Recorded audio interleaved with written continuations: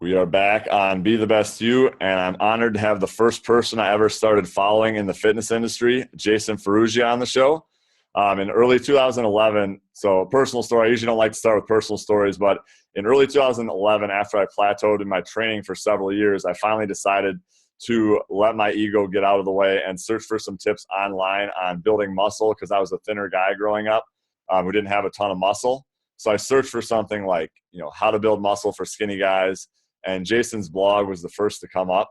And I followed him for several years after that and was just drawn to the stuff he put out. He talked about going from being a skinny, unconfident guy growing up to packing on 70 plus pounds of muscle, to owning his own gym, to losing everything he had, to regaining it back and building the life of his dreams. And it was Jason and a couple others I followed at the time who really helped me to believe I could pursue a career in the fitness industry, despite the fact I wasn't jacked or wasn't an expert on the science of training or nutrition yet. And flash forward a few years later, Jason's come to the rescue for me at a different point in my life. So a few months ago, I was feeling really beat up with my training and just wanted my joints to feel healthy again. And I don't remember how I thought of Jason at the time. I followed him on Instagram and everything, but just started looking at his Renegade Strong online program, which is targeted to guys who want to build muscle, who don't want to spend hours upon hours in the gym anymore, who want to keep their joints healthy. So I'm like, check, check, check.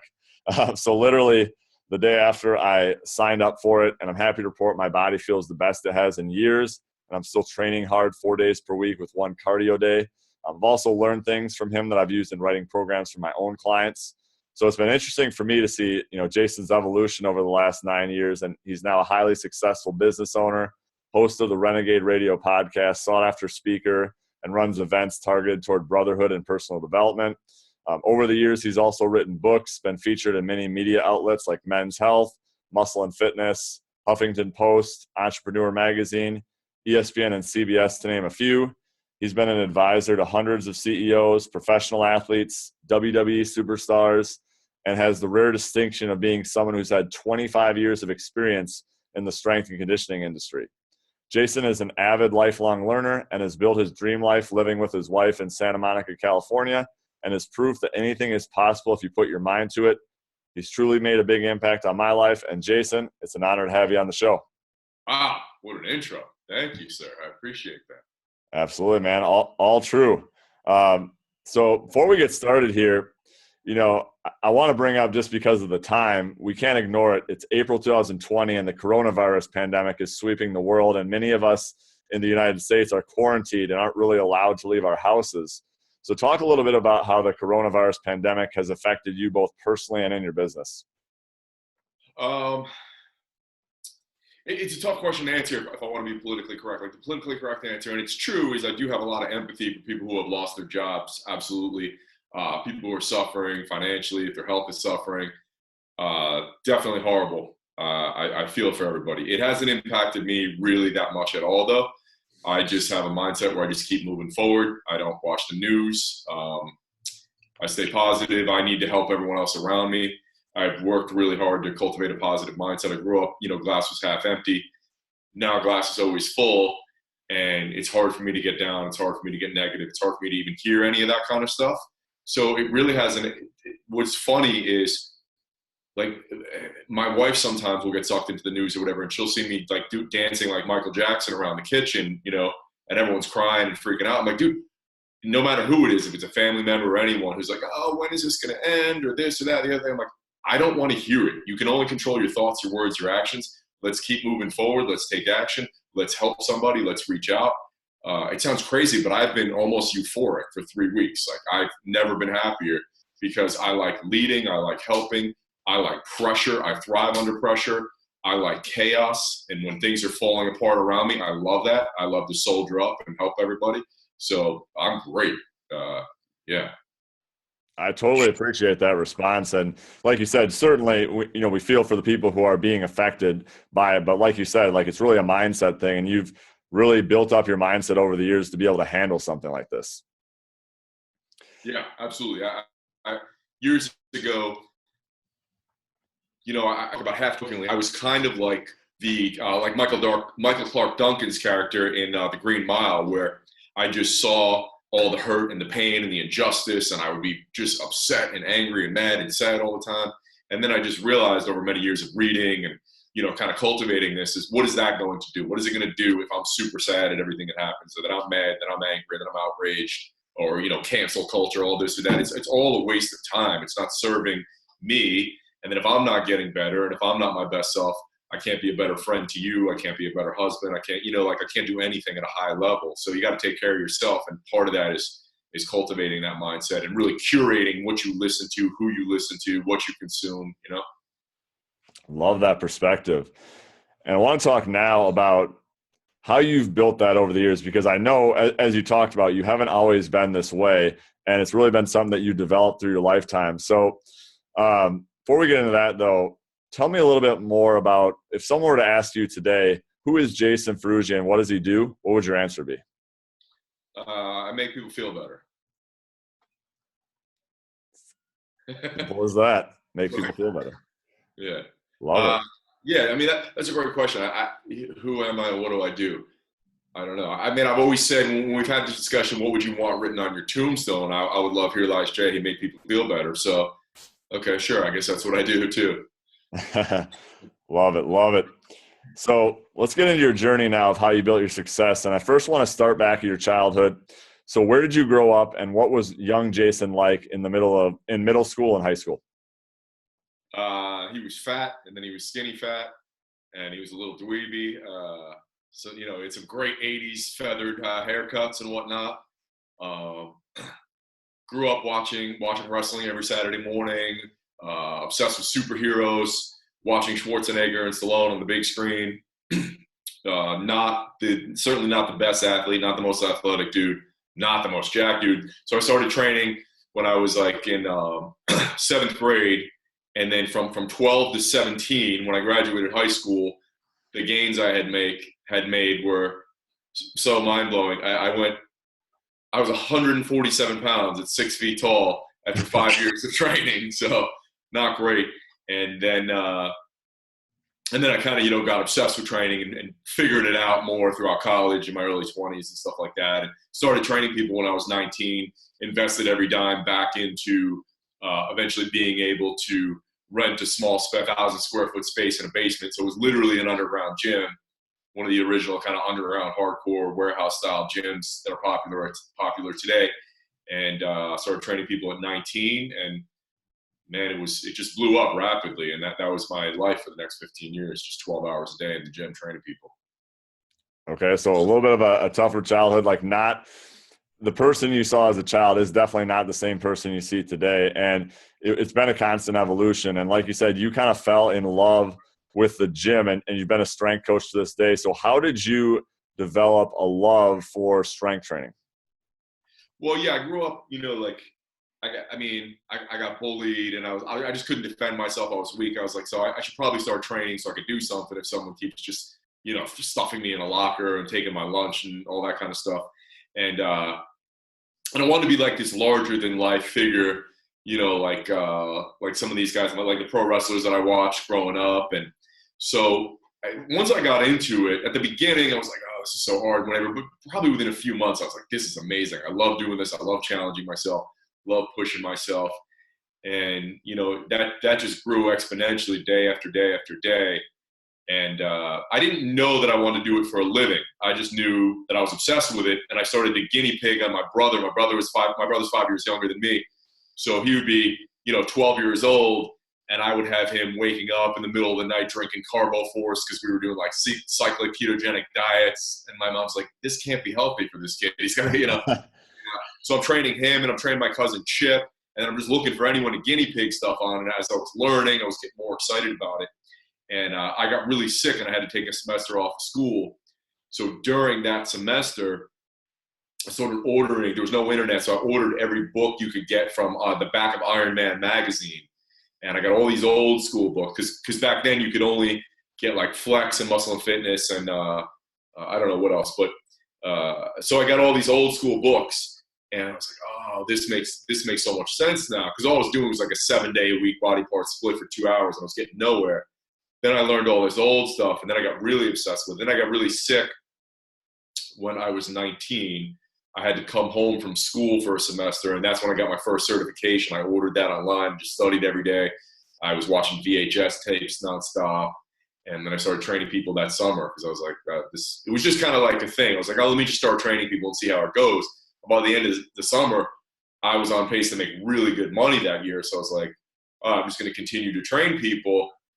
But I still thought that I was going to eventually, it was kind of a weird journey. When I went into college, I was either going to get into broadcasting or filmmaking, which was weird because I was delusional because I was so shy and awkward and didn't talk. So I don't know how that would work.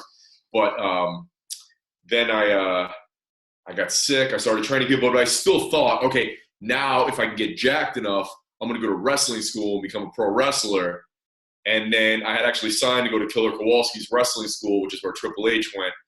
And by that time, I'd gotten up from like 147 to 190 or something. But then I broke my wrist for the third time. And I was like, fuck, all right, well, now I got a rehab. Let me keep training people. And then the business just took off. And I was like, there's no going back at this point. Love it. So from you just wanting to consume as much, so the sickness that you experienced in college, I believe you dropped out at that point. Is that correct? So no, I started training people. I was 19. I transferred back home from Arizona State to Seton Hall. And then I was running the business while I was in school every day for the next, 2 or 3 years. Like, it was just insane. Got it. And every day for, 12 hours a day for the next 15 years.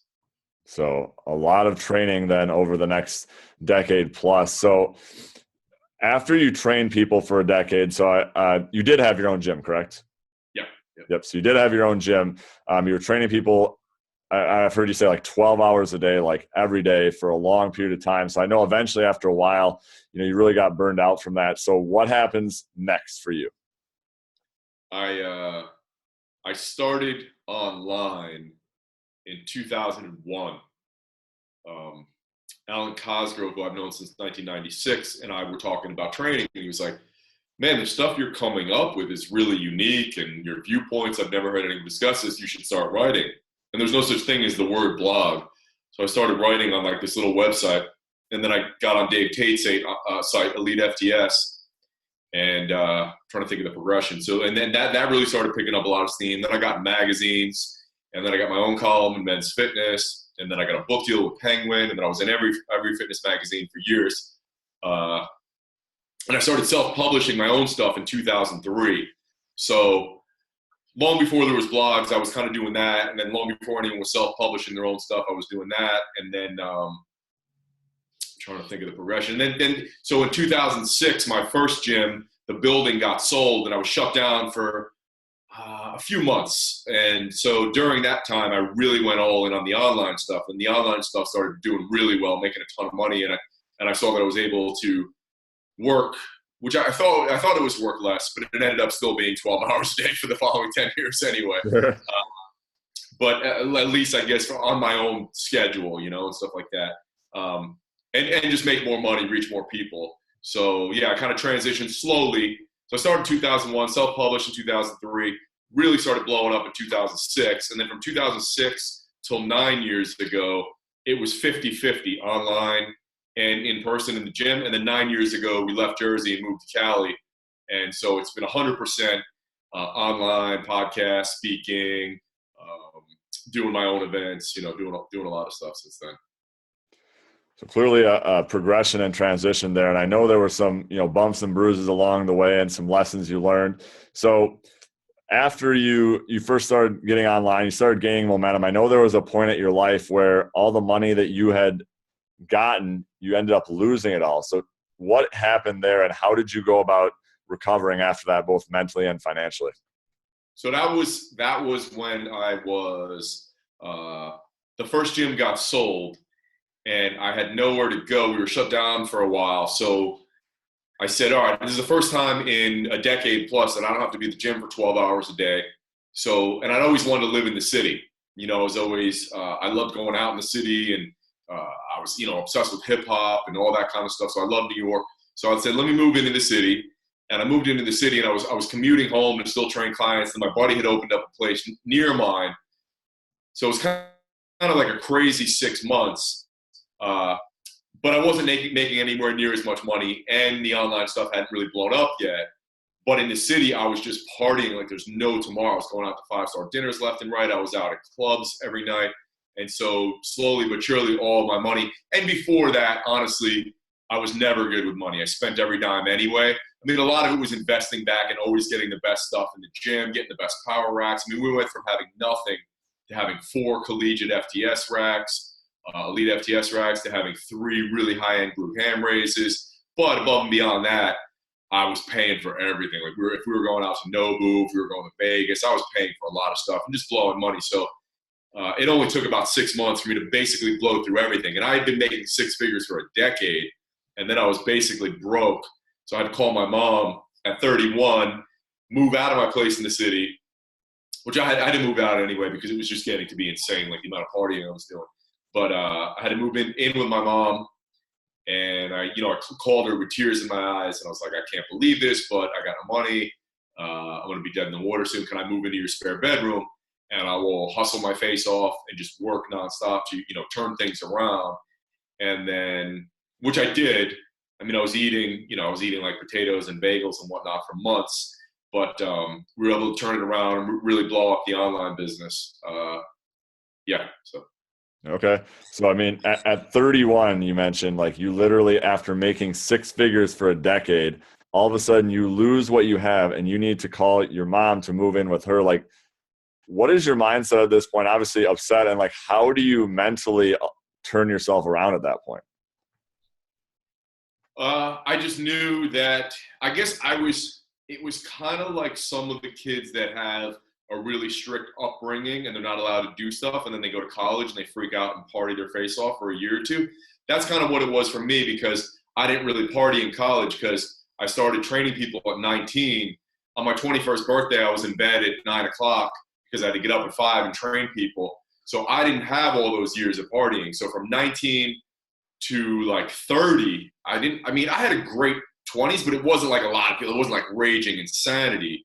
And then, so I remember around like 28-ish, I was like, man, I got to get out and party more. And that really hit a peak, like 28, 29, 30, which is when I blew my money, 30, 31-ish. I was just partying like there's no tomorrow, still working my face off, which is why I never brag and glorify the hustle as much as some people do, because that's just in my DNA. It's super easy for me to work 16 hours a day. I don't have to. And if that's not in your DNA, I don't look down upon those people. I'm not one of those guys like, you got to hustle your face off. It's easy for me.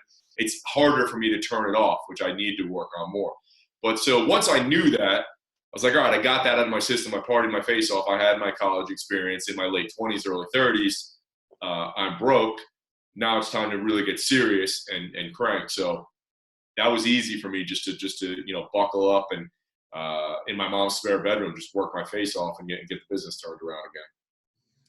So all that work ethic that you developed throughout the years, finally it just came into play, and you knew at that point, okay, I got to do something, right? Like you're broke. So all that experience that you'd built up to that point really paid off at that time. Yep.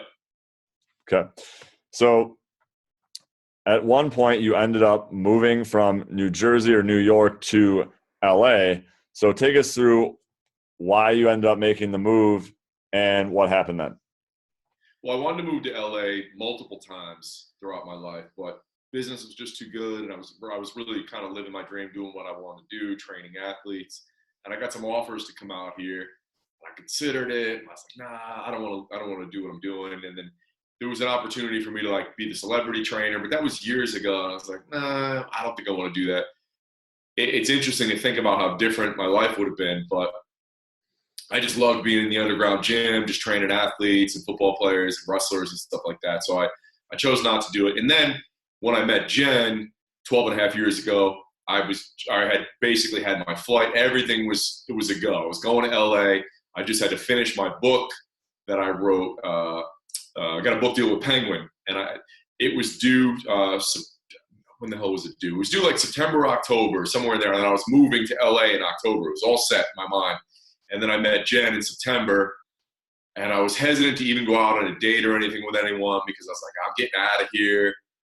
And then she suckered me into staying in Jersey for 3 more years. Then eventually we came out here 9 years ago. And so it'd been on my radar. I wanted to get out of Jersey. I wanted to get out of the winters. But more importantly, I really wanted to give myself a chance to reinvent myself and work on a lot of different things I had never addressed for too long. It took me till my early 30s to even really think about personal development. It was either just training people every hour of the day that I was awake, or eventually starting to study business stuff. But it's weird, like anything about personal development wasn't even on my radar, in my field of vision for years. I was just too busy for it or whatever. And once I had that awakening and that awareness, I was just like, man, I got a lot of stuff I got to work on. And I think I need to get somewhere where, people don't know me anymore. I can reinvent myself, become someone new, environment's not triggering behaviors. And that was really the main impetus, was to leave, to just do all that kind of stuff. Right. So the personal development really changed your life because, like you said, up until your 30s, you're just training people all the time. Maybe didn't have obviously the temperament that you have today, but clearly the personal development made a huge difference in your life. And now you've transitioned into more, personal development and fitness. So talk a little bit about, what you do right now with your businesses, because I know it's fitness and personal development combined. Yeah. So we have the podcast, which is definitely a combination of those things. We still have, I've been doing monthly programming online since 2009. So that's been going for a while now. And then we have my live events. And then from there, the Renegade Brotherhood is kind of our highest end program. And that is a real blend of personal development and fitness. And it's more personal. We keep the group small. We meet up 3 times a year. We do Zoom calls. The guys have access to me all the time. But yeah, the reason I transitioned into that was because 6 years ago, so we had been doing live fitness workshops at our gym in Jersey. Then I moved out here and I didn't have a gym. So I was like, oh, well, we're not doing any live events anymore. But I got better, like my confidence grew and I took improv classes and I was better in front of an audience. I wanted to start doing live events again, but I didn't have a gym. And I didn't want to just do 2 straight days of just training stuff like we did. So I was like, okay, all the things that have gone into me being more self-actualized, more confident, whatever it might have been over the last 3-4 years that I've worked on since I got to LA, how can I combine fitness and that? And so I had no idea. I had no blueprint. There was no one doing it. So I just started doing it. We started doing these events here. We changed them. We've been doing them 6 years now. We changed them each time for about 3-4 years just to kind of get them optimized and dialed into what we wanted. And then eventually after doing those, guys were always like, man, I wish you had something ongoing. I wish we could stay in touch with you and stay in touch with each other and get coaching. And so that was how I started the group program. All right. The Renegade Brotherhood. Yep. All right. Love it. So clearly a big transition from you. You basically just took everything that you had learned and kind of made it into what it is today. So one thing that's really interesting about your career is that you've really done so many different things over your career, yet you've managed to stay relevant all these years. Like you've literally, like you said, been online since 2001, almost 20 years now, and you've managed to continue to be successful through that time. What has been your key to staying relevant and successful for this long a period of time? Well, you got to be consistent. You got to just keep doing. I know so many people who tried. Maybe they tried in 2003 and they gave it till 2005 and then they quit. Or maybe they started 2 years ago and a year into it, they're like, I'm not getting any traction, and they quit. You just got to be consistent and keep going every single day and put stuff out there and not worrying about people judging you. I mean, a lot of people, that's why they don't get anywhere, because they're so scared that people are going to judge them.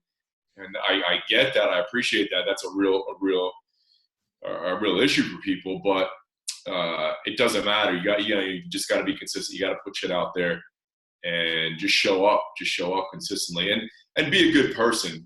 People can see through you, especially nowadays. People can see through you. You got to show that you care. You got to continually get better. So I never stop learning. I'm always looking to evolve and learn something and grow. And that's super important. So all those things, consistency, growing, being a good person, I think those all play a role. And clearly you've done that over the years and you've gotten a lot of what you want in life. And I was scrolling through Instagram yesterday and you had this post called 3 Ways to Get Exactly What You Want in Life. And I was reading through it and you talked about in your body, mindset, business, and relationships, like the process to getting what you want in those is not easy, but it's simple. You said you need to decide, simplify, and execute. And many of us are very, indecisive. This is something I know I've struggled with before. And I know a ton of others struggle with this as well. So let's talk about it from a career standpoint. How do you decide exactly what path in life you want to pursue? And how do you ignore the noise of other people coming along with different opportunities? Well, the most successful leaders are right maybe, I don't know, 30% of the time. You just have to make decisions. You got to get better at making faster decisions. I mean, Colin Powell's got that rule where you only need 40% of the available information to make a decision, and at max 70%. The reality is most people wait until they have 100%, and that's why they never get anywhere. So you got to just force yourself to get better at making faster decisions. And then you got to realize that you can't do everything. You can only do very, very, very, very few things. So most people get too caught up because they're like, oh, that's real. I love what Luke's doing. I love what Jay's doing. I love what Mike's doing. I love what Bill's doing. I can do all those things. Maybe I could do them better. But you can't. You can do one thing really well. If you're exceptional, you can maybe do two, maybe three, but you can't do those three together. You can't even do two together. You got to do one thing first for years. The Rock was a wrestler for years before he became an actor. Arnold was a bodybuilder for years. Then he was a politician. Then he was an actor for years. Then he was a politician for years. So he did three things at a high level. That's all he's going to do in his lifetime are those three things. He's not now all of a sudden going to become a famous chef. Like, that's it. The Rock did his thing, and now he's becoming an entrepreneur and whatnot. I mean, I started the gym, and I was in the gym for years. I didn't start the gym and a podcast and an online membership all at once. You got to do these things in steps. So you got to decide what you want, and then be really clear on all the other things that you're not going to do. You're going to forget. Like Warren Buffett's got his 25-5 rule. Write down the 25 things you want most in life. Now delete 20 of them because you can only do 5. And even that, I think, is like, I think you can do like maybe 3. And eventually, maybe when you're 40, 50, 60, branch out to the other 1 or 2. So that's key. Making faster decisions is key. And people get so caught up with that. But you got to start small. Like, just from the second you wake up in the morning, force yourself to start making faster decisions. Decide faster what you're going to eat. Decide or eliminate that decision. Just know every day I'm having this exact same thing for breakfast. Decide faster what you're going to wear. When someone asks you, where do you want to go for dinner? Pick the place. When you're at a restaurant, be the first person at the table to decide. Like, just snowball those faster decisions, and then it becomes easier to make big decisions. If you're always caught up and you can't decide, well, people won't trust you. They won't look to you for leadership. A whole cascade of negative things happen, and you don't even know it, but it's happening subconsciously to all those around you if you're not good at making decisions and making them fast. Now I'm off on a tangent. I forget where we were. No, that was exactly what I wanted to hear. That was super actionable, right? That was the next thing I was asked is, how do you make better decisions? And I think you just said it right there. Practice making decisions throughout the day. Yeah. Okay, so now once you've made a decision as far as what you want to do, take me through the next point. Once you've decided on your path, you said simplify. So what steps do you need to take to simplify getting there? Yeah, so you make a fast decision, and then you have to look at don't try to reinvent the wheel. Someone's probably done it already. Success leaves cues. They probably already left you a path to follow. Choose the simplest route. Eliminate all the options, all the variables. Figure out, if this were easy, if this were simple, what would it look like? How do we really dumb this down and simplify it? What's the fastest route to doing this? And don't worry about it being perfect. Because if you try to wait for perfect or optimize everything, you're never going to get it done. Nobody cares anyway. So you just execute, you put shit out there, you simplify it. You simplify it, and then you got to execute. That's the thing. People they'll ask a million people for opinions. Then it's all complex, and they're trying to make this fancy thing or whatever it might be, or just make it so confusing, and they're overwhelm themselves, or they're overthink. Don't do that. You just got to execute. Just like Seth Godin says, hit publish. Like, just get shit out there, and then you course correct as you go.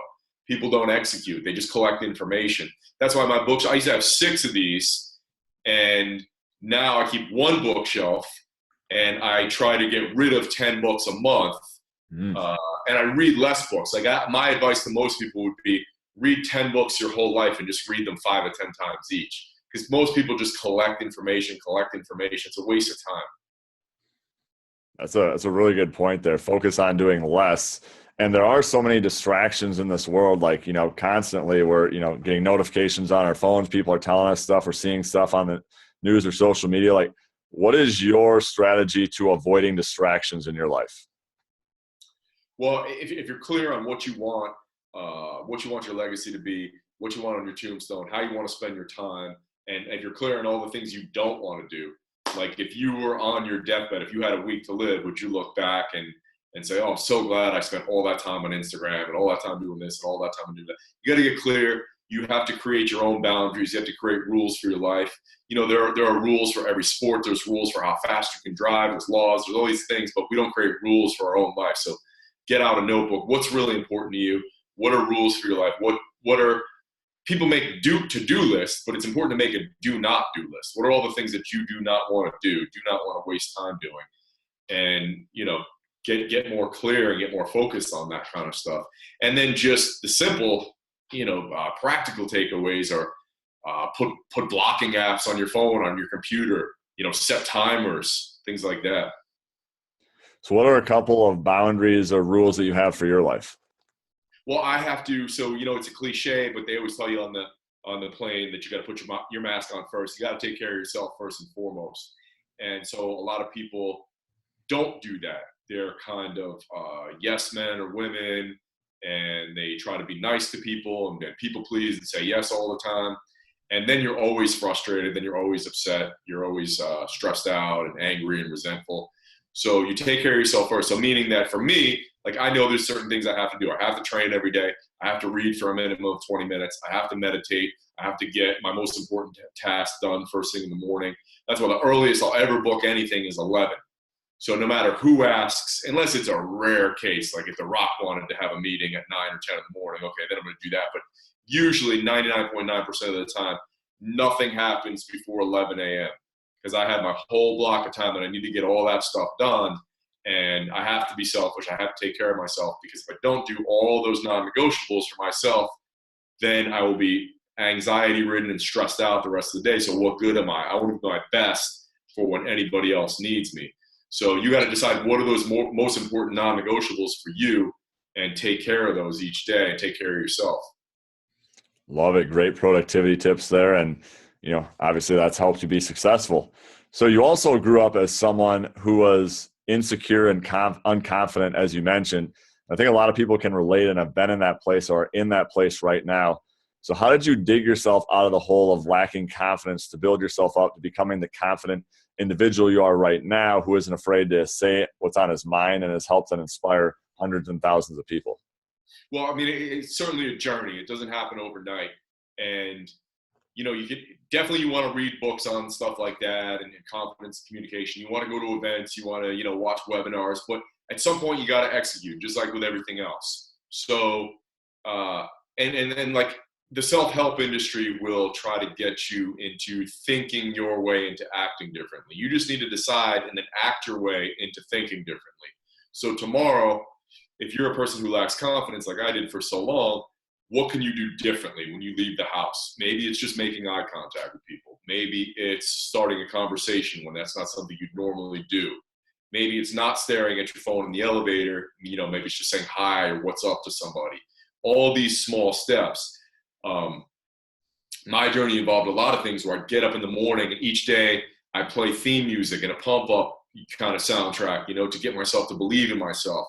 So even to this day, I still do it. I mean, I'm not really, for a while, it was a very slow transition where I needed that stuff. Now I don't need it, but I still do it anyway because it's just, practice. I want to practice what I preach. So I'll have stuff like, Can't Nobody Stop Me by Royce the 5'9", and the Superman theme song playing. I'm just pumping myself up to believe in myself. And then I know that when I leave the house, I'm going to, if it's, let's say it's 6, 7, 8 years ago, if I'm not that confident, I'm going to leave the house and I'm going to think of, okay, who can I embody that is like that?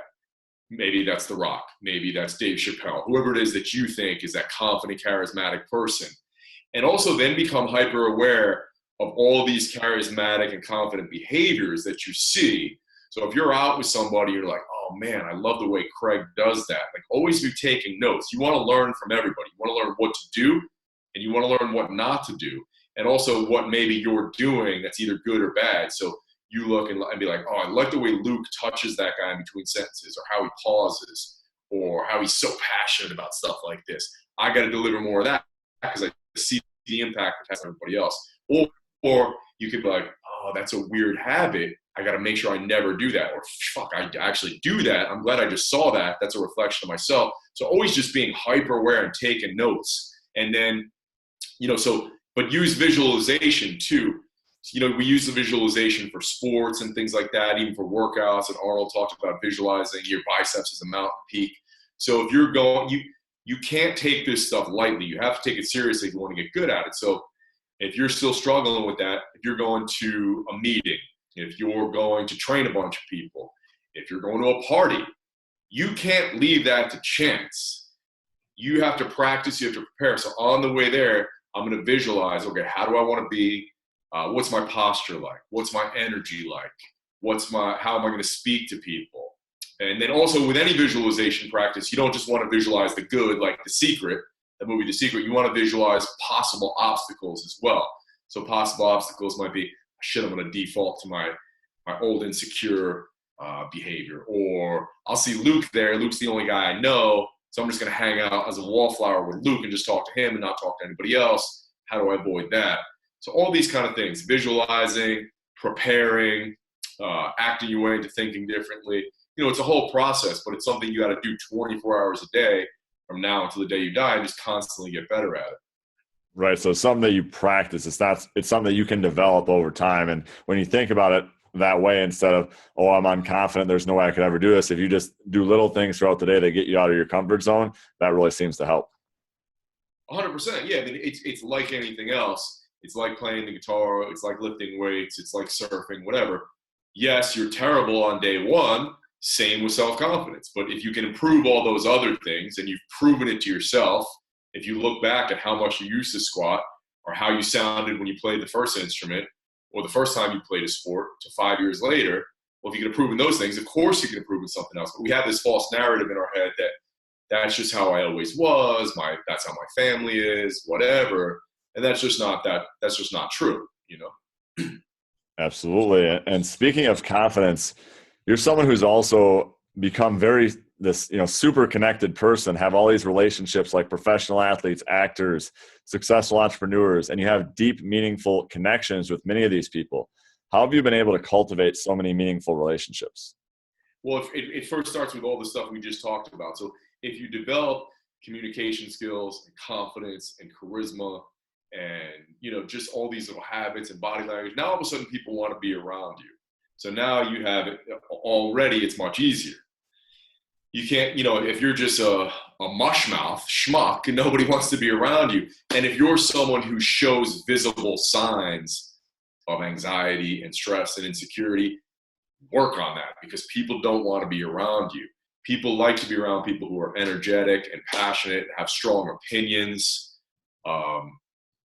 So work on all those things, then get around those people. Choose to be around those people. They're not coming to knock on your door. So the first thing you got to do is get rid of the deadbeats, the negative energy people in your life. Get them out. Figure out who it is you want to be around. Put yourself in positions to be around those people. So maybe that's investing and going to events, whatever it might be. Get around the people you want to be around. Get rid of the people you don't want to be around. And then be valuable. Like, so if you're indispensable, you're always going to have friends and relationships and whatnot. If you, like, for example, right now the economy could be a disaster for we don't know how long, but if you know about three businesses will always be economy proof, recession proof, fitness, because people will always pay how to get a better body, how to build their business, and how to build better relationships / get laid for guys. So those three things will always be recession proof. So if you know a little bit about each of those, because all people always want to know about those too. So you can put me anywhere at any time in any place and I'll have something valuable to offer people there. So I think everyone should learn about these things and then you're valuable. And then develop the confidence to have strong opinions. Things like that. And then as you grow your relationships, what you want to do is remember that the ball is always in your court. So it's one thing to go somewhere, to go to a party, to go to an event where these people are going to be. Now, if I'm at a place and I see you and I say, oh, I really want to meet Luke, but I'm going to wait till he comes to me. No, that's a fail. So now I have to go up to Luke, talk to them. Maybe I've done my homework and research, which you should if you know you're going to be there. So I'm going to go up to Luke, and maybe I've already researched. I know what his favorite band is, whatever it might be. Now we're going to start talking about that. Then the ball's always in my court. Everything is always your responsibility. So if I want to build a relationship with Luke, it's not, all right, Luke, peace, great meeting you, man. It's not, Luke, here, let me give you my number. No, it's me taking my phone out, and Luke, you're going to give me all your stuff, because now it's my responsibility. I'm owning that. I'm not waiting for you to call or text me. Within 48 hours, if you're someone that I just met, I want to build this relationship. You're getting a text message. You might get a video message. You might get a voice message. You might get a book that I sent you via Amazon because you mentioned something, and you might get an introduction to somebody. That's 100% on me. Most people don't do that. They're just like, all right, I'll just wait for Luke to hit me up. So always be doing that nonstop. When I have people here for the podcast, I get all my shit done. At 11, I have a break, and then the earliest podcast I ever do here in person is 1 p.m., and the rest of the day is blank, because I can't tell you how many relationships I've built where people came over, we finished podcasting, we hung out until 7 p.m., 9 p.m., midnight. Like when Seamus came here, we went across the Irish pub and drank until midnight that night. I've gone with other guys where we've gone and trained, we've gone and ate, we've gone to drink, and multiple relationships, lifelong close friendships. But that's on me. I've created that. So you've got to prioritize relationships every day. What can you do to prioritize building new ones, maintaining the old ones all the time? Clearly, a lot of what you've been talking about has been taking control of your own life and your situation instead of waiting for someone else to come and be your friend, or waiting for someone else to come save you. You really take responsibility and control. 100%. Yeah. I believe in being every relationship you have is all on you. So anything anyone says to you, how they treat you, how they respond to you, whether they disrespect you and treat you as a doormat or they don't, 100% your responsibility. So anything that happens where someone says, oh, that guy did this to you, or I can't believe you let him do that, or nope, that's my fault, totally my fault, my bad. There's somewhere that I have acted or spoken in a way that makes him feel like he can do that, and I'm fucking up. It's 100%. Once you develop, I don't know what the word is. There's no level of mastery really, but once you get better at that kind of stuff, you can Jedi mind trick anyone, whether they've annoyed you your whole life, like your mom, your brother, whoever it might be, to act exactly the way you want when they're around you. But that takes a high level of skill and discipline, and not freaking out. You just got to put in the time and the effort. Sure, absolutely. So taking 100% control and responsibility, and everything, you're owning it, it's your fault. And a couple of things that you mentioned there that I think are relevant to today, as you mentioned, the economy is going down, helping people make money, helping people get fit, as well as relationships, are ways that you will always be evergreen no matter what the economy says. So right now, let's say there's someone who's struggling financially, struggling to find their way in their career, and this is something that I know you've helped a lot of people with over the years. What would be like your first 1 or 2 action steps you'd recommend to that person to dig themselves out of the hole and start moving forward toward financial freedom and happiness? It's such a hard question, and I don't want to be,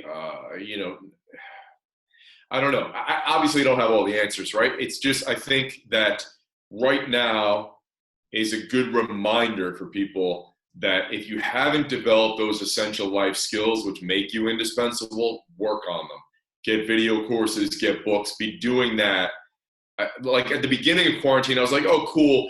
Maybe for the first time in months, I'll get to watch the movies and watch some Netflix stuff. And I'm not saying this to be brag, like I'm super cool, Mr. Hustler. I just haven't. I've watched a few, like maybe 3 hours of TV. I've been busier than ever. So I think you should prioritize that. It's, like I said, a good reminder that we all need these essential life skills. Everyone should know how to write. Everyone should know how to speak. Everyone should know how to build and cultivate and maintain great relationships. Everyone should work on their self-confidence. Everyone should work on their leadership skills. All these things we need to work on. There's no one that doesn't stop working on these for eternity. And if you're just starting, okay, you fucked up. Maybe you should have done that 5 years ago. Maybe you should have done that 25 years ago. Now start working on it. Instead of just crying and freaking out, start working on it. Build your network. Reach out. How can you help people? And then if you're someone who's in a different industry, for example, friends of mine who are comedy writers right now, because I live near Hollywood, so I have a lot of Hollywood friends. They're out of business, right? They're out of jobs right now. So I said, well, look at those 3 industries that I mentioned. Is there any way you could write copy for them? Is there anything you can do? Maybe help fitness people make funny videos, whatever, because those three industries will always be alive and well. Yeah, and realize that the money didn't disappear. Like a huge vacuum didn't come down from space and suck out all the money. The same amount of money is still on the planet. It's somewhere. So you need to find the people who still have it and are willing to give it to you. You need to be resourceful. You need to, just, use some ingenuity and be creative. It's probably, industries always change, right? Like we're not doing what our grandparents did to make a living, and the same thing will happen with our grandchildren. Things are always changing, and if you wait, you're going to be dead in the water. So you got to be proactive. You got to be thinking ahead, and you got to be hustling and working and just connecting with people and figuring out what problems can you solve now. Because every business, every widget, everything is solving a problem, right? Grubhub solves a problem. Netflix solves a problem.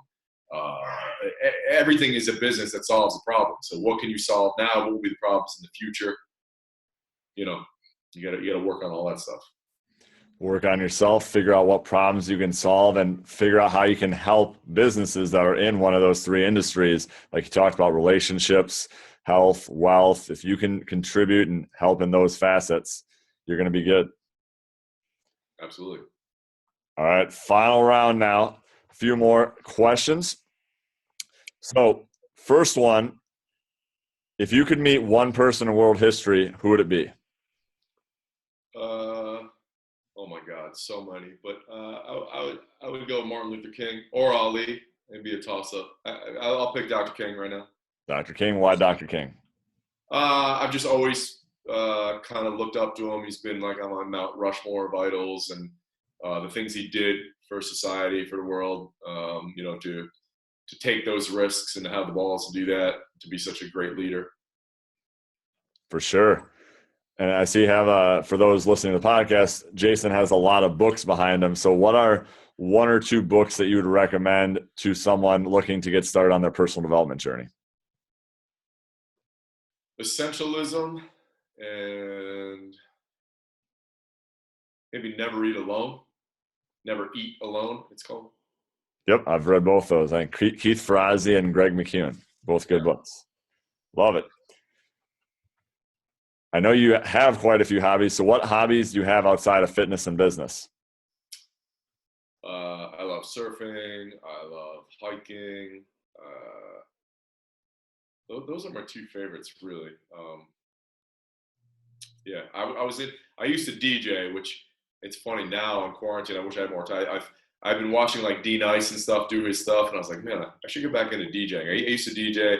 I got into playing guitar for a while. I love that. Because I love music. Like music's my biggest obsession.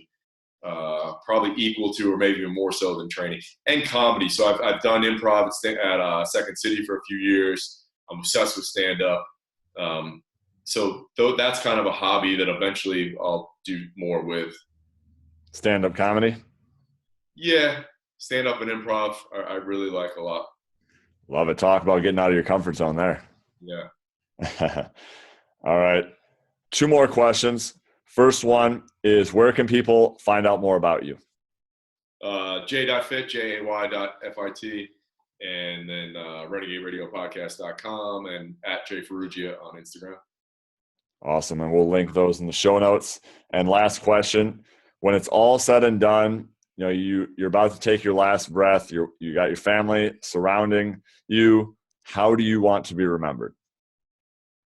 So I answered this right at the beginning. You did. I would just say that I made people feel better. Simple as that. Love it. I appreciate you coming on the show, Jason. Thank you so much, Luke. I appreciate it.